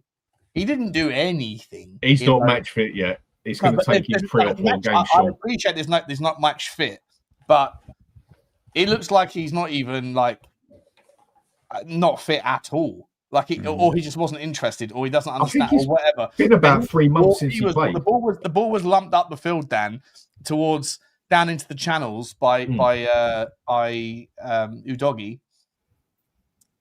Geezer was walking.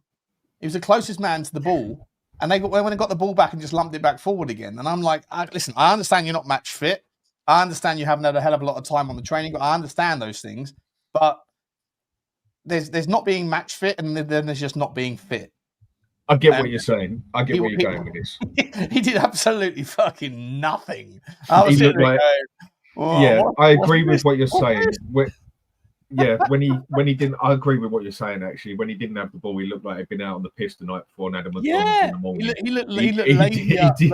I've never seen a player look so lazy, Dan. Never looked. But I think he's going to be one that's going to take three or four games to basically bring him into it and get him fit, and then we'll see what he's capable of. But he did look very, very. I agree with what you're saying. Not just match fit. He looked very unfit, full stop sort of thing. I get where you're going.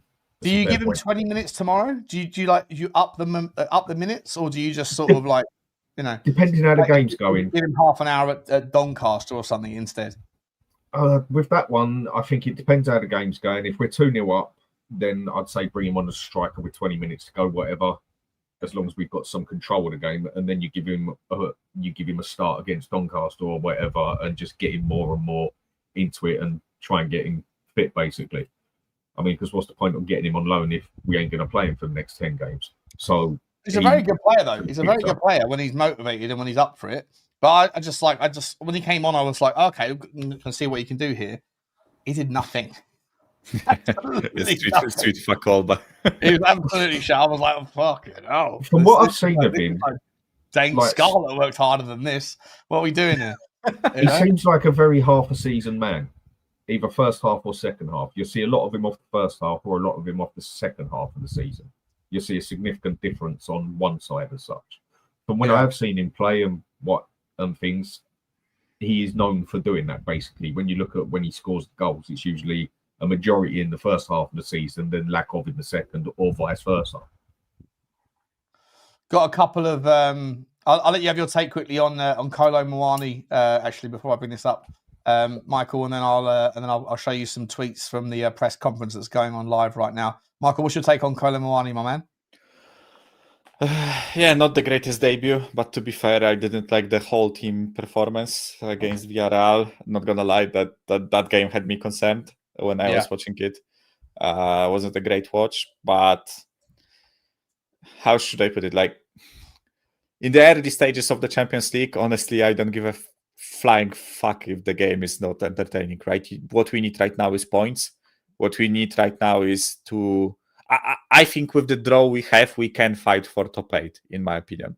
Just because of the draw, not because of the quality of the team, but I think other than PSG away, which we will obviously most likely lose. Let's be honest about it, right? Like this won't be the same PSG we played in the Super Cup. Other than that, I think other 7 games or 6 now, we can at least try to win. So, the 3 points is 3 points. With Kolo Muani himself, he's not fit, but again, that doesn't excuse some of the things I saw, but he played only like 12 minutes. So I want to see more before I make my judgment. I think it would be extremely harsh to say right now that, he won't be useful or anything, right? Because no, of course, 100%. I'm not in any way writing him off. Just saying. I know. I'm just saying towards the audience too, right? That we are not writing him off. We are just saying, like, we didn't like the first 12 minutes. Let's see more. 100%. 100%. We got some takes from the press conference here, guys. Please, there's 500 people here, give or take. Can you please smash the like button for me? It really does help the channel. If you're enjoying the chat, then at least all I ask is that you smash that like button. Hit the subscribe as well if you fancy. So we got some Thomas Frank quotes on Berghvall. Let's start with Berghvall. I think he had a good season last season. It laid the foundations for this season. He's going from strength to strength, and he has that extra confidence. He has so much energy where we have to tell him not to run in certain moments. It's interesting. Basically, calm down, you little Jack Russell. Talk about Kota to Kai. He said he is very close to training with the group. I'm pretty sure he'll train with the group on Monday. That's interesting. Maybe we'll see him by October. And that will be interesting, right? If we don't have any other injuries, we already can't field everybody into our matchday squads. So it'll be interesting to see where he squeezes in. On Archie Gray, he said, I see him more as a midfielder rather than a defender or a right back, I guess. He has really impressed me. He played a very good pre-season friendly against Newcastle and was great against Burnley. Unfortunately, we can't play more than 11 players. Maybe we can change the rules, which is basically saying he's good, but he's not good enough. Is someone watching different football, Sean? Seriously, are you telling me that Archie Gray has been good? Honestly. Well, he was good in the Newcastle game, to be fair to him. He was in the pre-season. He did have a good game then, but he wasn't very good in any of the pre-seasons back at home. He has not played. He has played every time we've played him as centre mid. He has been absolutely shocking and got destroyed every time, bar maybe one game where he was okay. He has been destroyed every time he plays as centre mid. Okay, he covered the right back for us, okay, but I don't know. The fella's watching different games to what I see. Maybe others are seeing it that I don't. I think what you're reading between the lines here, he's basically telling him he's a good player, which you would expect him to say something like that, but he's also saying that I think the pertinent part is we can't play more than 11 players. So he's basically saying that he's nowhere near the starting 11 based on our strength, right? So he's saying what you'd want him to say, but he's also being honest, I think, with the rest of it. On Lucas Berghvall, we've done that one already. On Romero, I rate him super highly. I agree that I think he's one of the best centre-backs in the world. It helps when you've won the World Cup, Copa America and Europa League.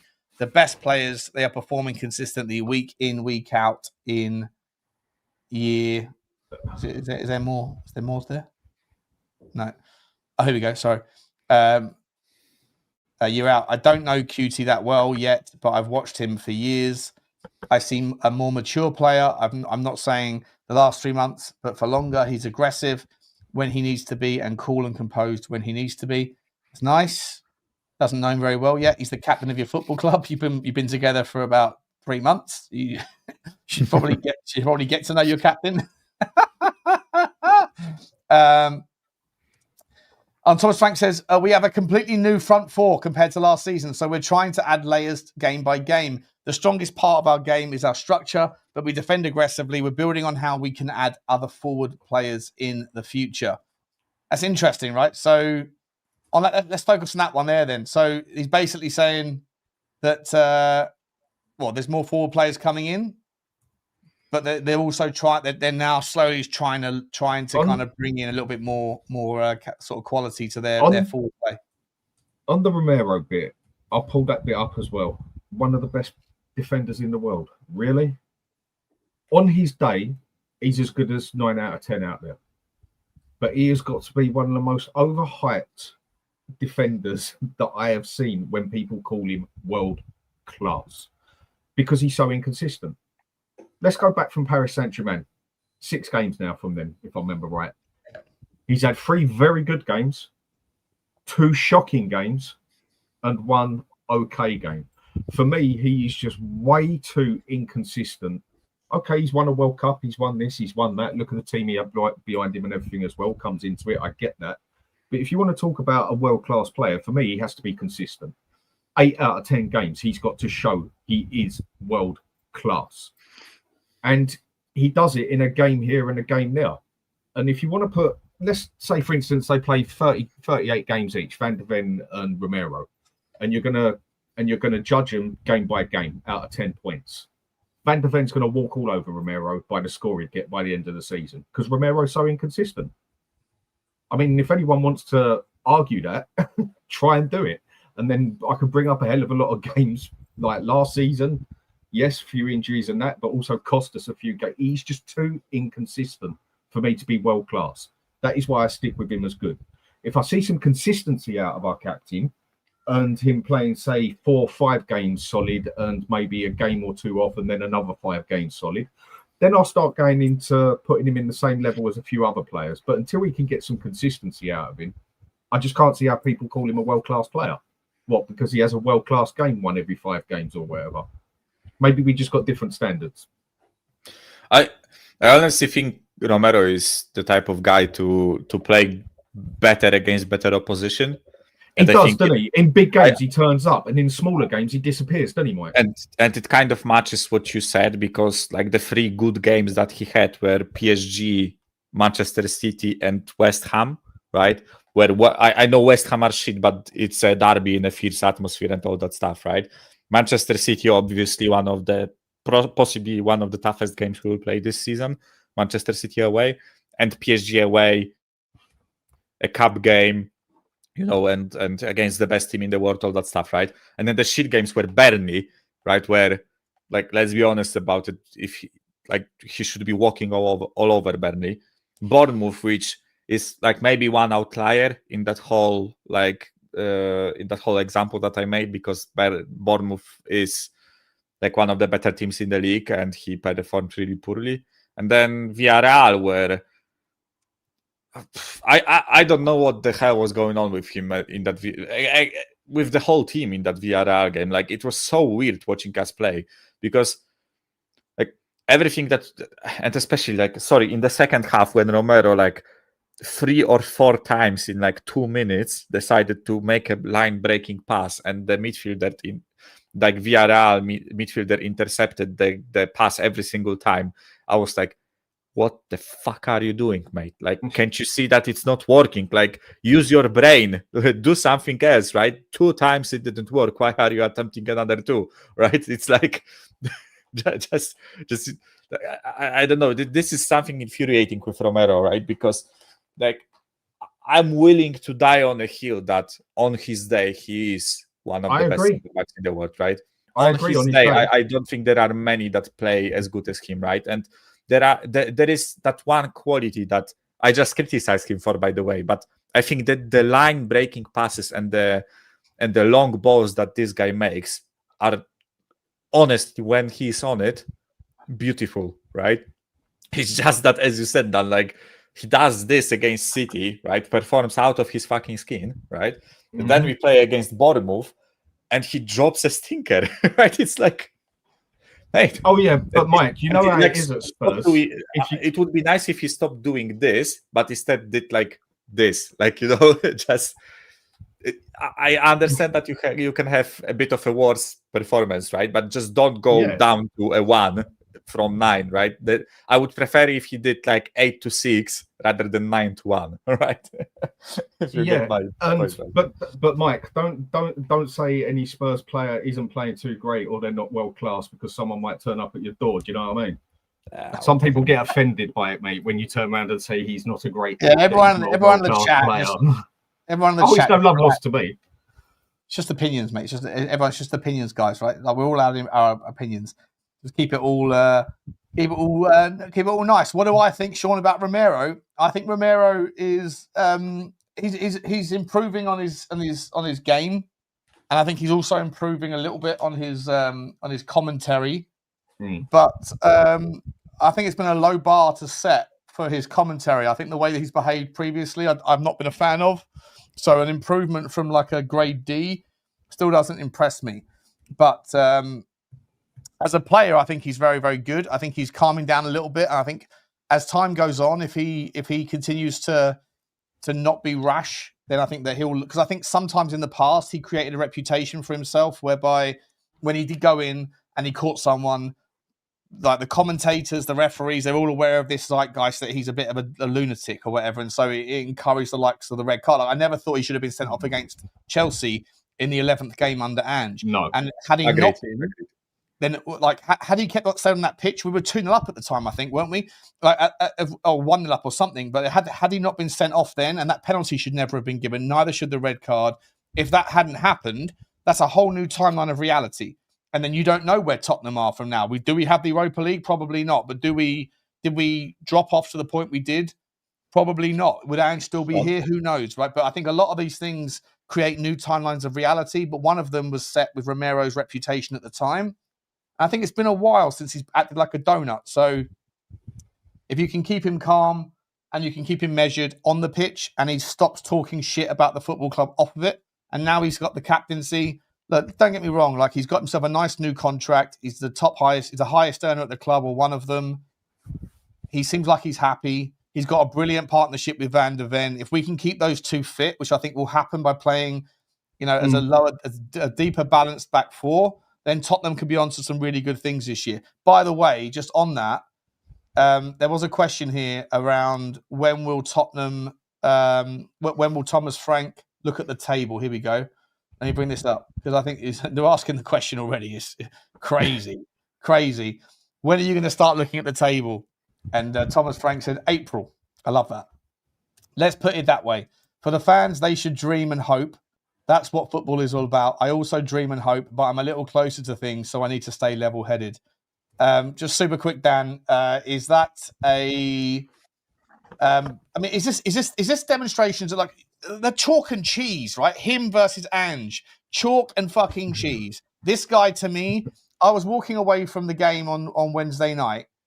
Was it Tuesday night? I was walking away and I was thinking, like, how can I summarize what I'm thinking? I was like, there was little bits of my analysis that I wasn't quite landed on. And the same against West Ham. Little bits of like how I feel about the game that I wasn't quite like set on how I felt. And everything he has said has been nailed fucking on. He's been so, he's like, whenever I'm thinking like there's something I'm missing from my analysis, he says it. He says like, yeah, look, the defense is solid, but clearly we still need to work on our phase 3. We still need to work on the attack, the chemistry, the relationships aren't there. He said all those things. I was thinking them, but he said them before I felt like I had the words to say them. And so I'm like he's not disingenuous. He's not trying to blow smoke up anyone's ass. He's not defending against ridiculous claims that he made last week. And then he has to kind of dance around it because his ego's in the way, like it was with Ange. Yeah. This guy just is brutally, like, he's pure and sincere. And he reads the game, obviously, you'd hope, and you expect him to. He's a football guy, better than we do. But when he says those things, I know where I am with him. He's not going to get himself get ahead of expectations. He's happy to say, like, this is good, this is bad, this is where we need to improve on. Whereas that's like, that shouldn't be that much to expect. But given what we've come through with Conte, with Mourinho, with Ange, all three of them that are prioritizing their own ego, protecting their own reputation all the time, it's such a breath of fresh air to me to hear a guy that says the things that I haven't quite figured out, but I know that I'm feeling, but I just I haven't quite landed on it yet. And he lands on it before I do. And like, that's it. That's what I wanted to say, but I hadn't figured it out. Listen to him. I think it's great to see. And when he says, the fans can dream, but I've got to keep my head about me here. Let's relax. It's not April yet. It's the right thing, isn't it, Dan? I think with him, he's not as heavy as let's just say his PR skills are a lot better than Conte and Mourinho. I've got no problem with Conte and Mourinho. I like the way they are. Just say it out. He's like it or lump it. If you don't like what I'm saying, go do one. That's my attitude to life as well. But were they saying it how it is, or were they saying it how they wanted people to think? That's how they usually do it. With Ange, you just never knew whether you were coming or going, basically. I mean, the amount of times he shot himself in the foot, where he said certain stuff that had to be said and then added about another 30 things to it, he shot himself in the foot. I think with Frank, he's got a lot more PR skill on him, not so blunt and blatant, because some people can't handle that.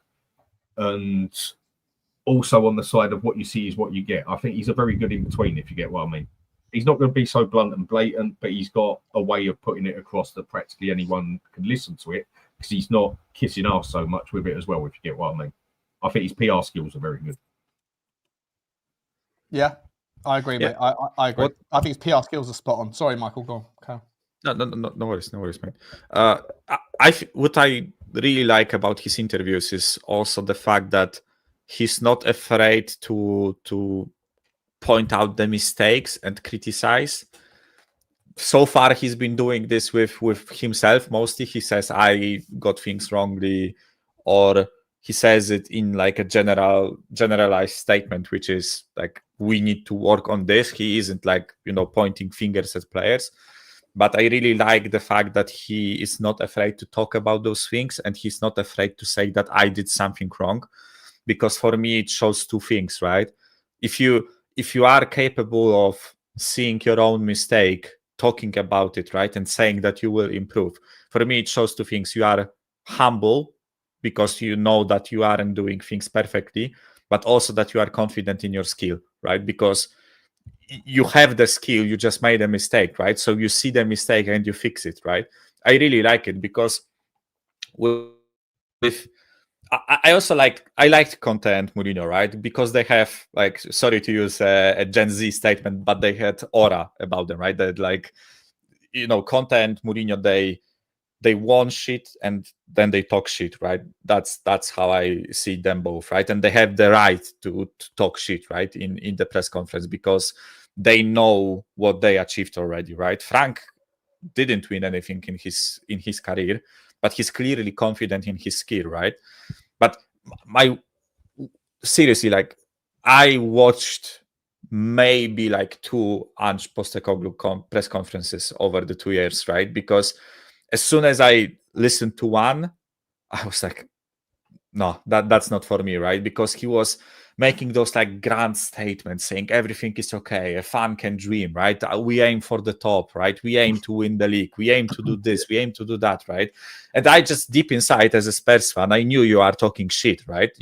But not like talking shit like Conte, right? I know it's the same phrase but completely different meaning, right? He was just talking bollocks, basically, right? Like, there was no confidence behind what he was saying, and if there was confidence behind what he was saying, it was fake confidence, right? He was just winging it. And I am so happy that it's Nottingham Forest that will get to deal with that right now. I am more than happy to watch Ange press conferences now because it's someone else dealing with this, right? But with Frank, he's like the manager that I wanted. I think he suits the club, right? Because we as Spurs, right? We as Tottenham Hotspur, I don't think we are, obviously we are not the level of Liverpool, City, Real Madrid and all those clubs, right? So there shouldn't be like a cockiness and overconfidence that we have, right? But I also think that we should be confident in the fact that we are a big club, we have a strong squad, we have the capability to fight with those stronger clubs, right? That I think Frank kind of embodies that. I think he's not the guy that will be cocky and arrogant and rude and all that stuff. Right? It's not making it about him, right? Yeah, it's not making it about him, but he also like will acknowledge the strong sides and he will be confident in his skill and as I said, point out his own mistake, try to fix it, right? And I find a guy like him much more believable and much more like. I would like, if I was a player, I would follow the guy, right? Because I would find the confidence and strength in him, different kind of strength to Ange and Conte and Mourinho, right? But I really like those types of managers. So yeah, I agree. I agree. When Ange came out with what was it? I want to be going for the title next season and everything else. He couldn't have really shot himself in the foot anymore, could he? I mean, that was one of the worst things you could have said to a bunch of supporters, especially Spurs supporters. But credit where it's due. At the end of the day, he got us a cup. So fair play to the man in that aspect. That's fine. That's fine. And listen, I don't want to spend too much time on talking about him. But for me, people like I've been on third party channels recently. I Never a Foul, and there's like guys like Leeds fans, Joe, really good guy. And he's like, I don't get why people like you, I don't get why Tottenham fans like yourself, Sean, are so venomous towards him. I'm like, I'm not venomous towards the guy. Like, I don't care about him. Like, he's part of our past. I'm observing what he was as a manager, and for me, like, it wasn't. I could have like understood his, even though I wouldn't have agreed with it. I could have understood if he'd kept it to his morals. Right, and went down with the ship, and it didn't work out. I'd have respect for it. It was the fact that we wasted 2 years dying on a stupid hill of it is who we are, mate. And then the 10 games that when we went undefeated, it wasn't who we were then. It was no one knew who we were then. Then it was everyone knows who we are, mate, and they figured us out. And he was so defensive, so angry, so like rattled by journalists doing their thing. And then when it came to when push comes to shove, it wasn't who we were anymore. We abdicated all of that and parked the bus. And so, like, why did we have to, like, he only did that because he realized, he would never admit it, but he realized that who we are isn't good enough. And so he threw all that out the window and then tried to pretend like all the other shit that he said that was wrong, he never said. And then he went into focus on the one thing that he did say. And he abdicated his entire moral compass, his entire philosophy to get that situation for him. So it was all about him the whole time. Narcissistic tendencies. And if he hadn't been that way, I would have at least gone, well, listen, fair enough, it didn't work out, but I respect you for coming in, trying it your way, and it didn't work. Hey, good luck to you. Go and do whatever you got to do. But it's the sheer bloody-mindedness of it for so long, and then the moving of the goalposts, and it was all about really protecting his own ego. So that's why I don't like about him, because he's a fraud in that regard, you know.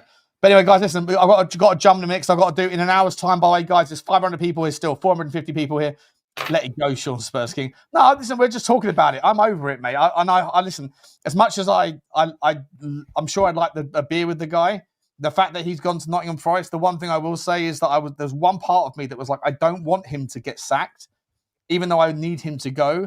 I want him to stay so that we can find out whether he was the fraud or he wasn't. But doing that under Tottenham's guys was always going to be problematic for me. Now that he's doing it under the guys of Nottingham Forest, who I can't stand because of Marinakis, I hope that he gets absolutely found out.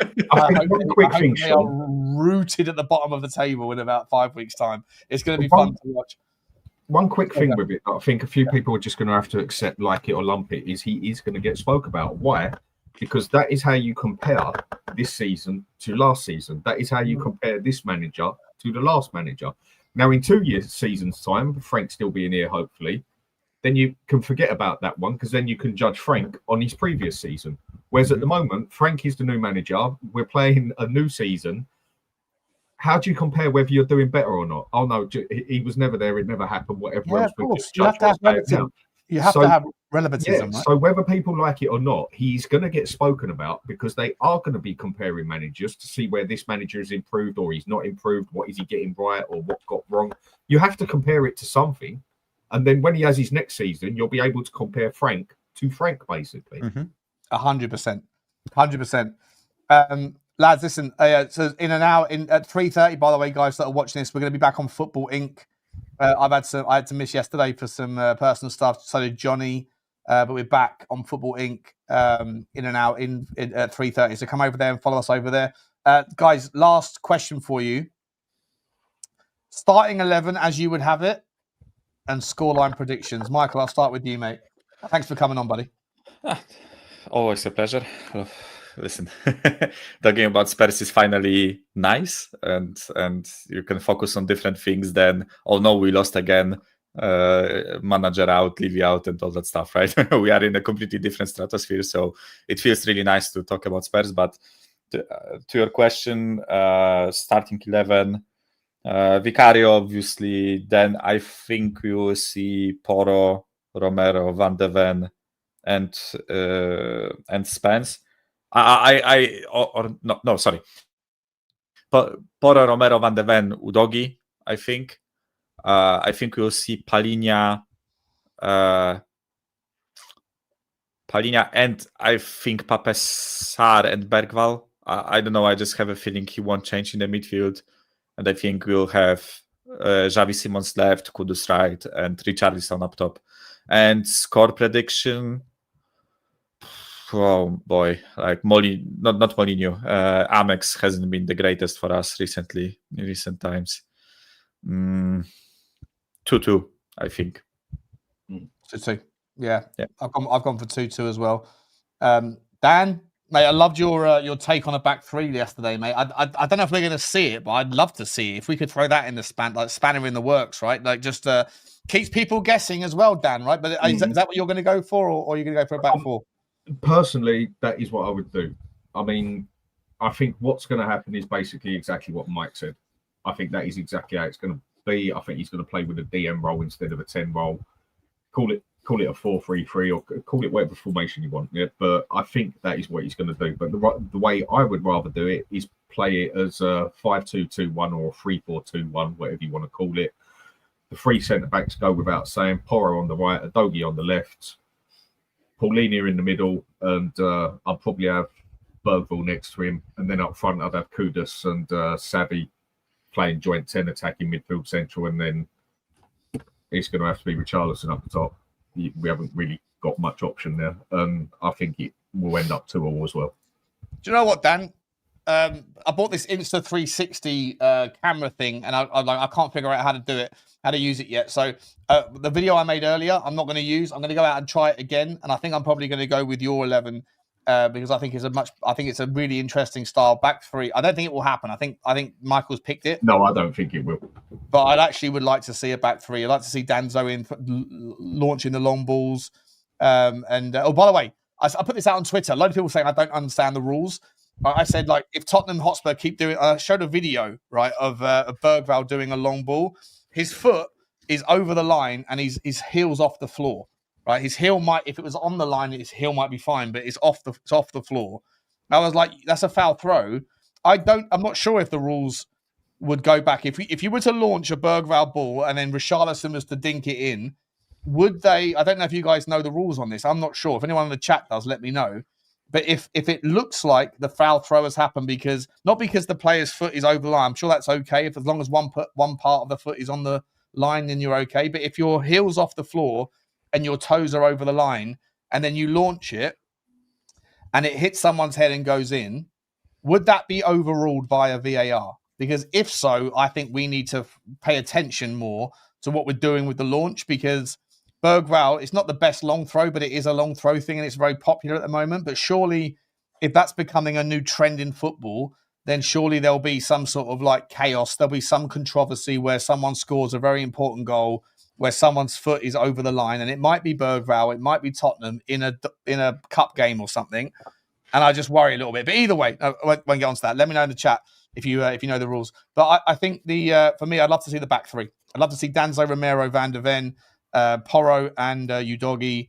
I'd take Paulinho, and then I'd go with Berghvall, and then the front three of like you say, mate, Xavi and Kudus slightly more narrow. And if you play them two basically directly behind the striker, like 2 10s. Yeah, basically playing them as 2 10s, and have one as a out and out playmaking, and there's one as more of a shadow, like a Dele Alli used to. Even though Kudus had great finishing, I'm sure he can pass, and he's got a bit of creativity. Plus, he's got the muscle to hold the ball as well, so he gets the ball 100%. First. He can then get that to Savvy, who comes past him, or he can get that to the striker or one of the wing backs coming up, or one of them can drift out to the side or whatever else. That performance against PSG was so good that we can't not use that formation at certain times. That's the point, I think. Right? Like we were so good against the best team in the world, who outplayed, like every one of their 11 gets into the combined 11, maybe with the exception of one possible centre back or something. But generally speaking, we did so well against them for 85 minutes that it would be criminal to not use that system at some point. And Brighton away, for me, I know people are thinking that Man City always a tougher game. Well, it is on paper, but actually Tottenham always do well there, but we never do well at Brighton. So for me, I would say that if you're going to play that system at any point, tomorrow might be the one to do it. And Mike can back me up on this one. I've been saying for 2 years we should be doing this, because when you look at the players we've got, whether people like that formation or not, it actually suits the players the most for the players we've got. It might not be the way some people like it, but if you go player for player to get them all in sync as such, out of that formation, what I said there, the only one who you could say is slightly out of sync would be Kudus, but he cuts into the middle plenty himself anyway, inverted. So I've been saying for 2 years we should be doing that with the team we've got. Obviously, we get better wingers or we get a better 10, whatever, then you can go to the 4-2-3-1, whatever else. Yeah, 100%. 100%. So what are you going? What's your score prediction, Dan? 2-2. Oh, we're all going for 2-2. All of us. Desmond's across the thing. It's going to be a hard game. Brighton are not no mugs. Yeah, we're all going for 2-2. Maybe have a cheeky tenner on 2-2. There you go, guys. Listen, I want to say massive thank you to you, Michael, for coming on, and to you, Dan. Always love to have you on the show, guys. Pleasure as always.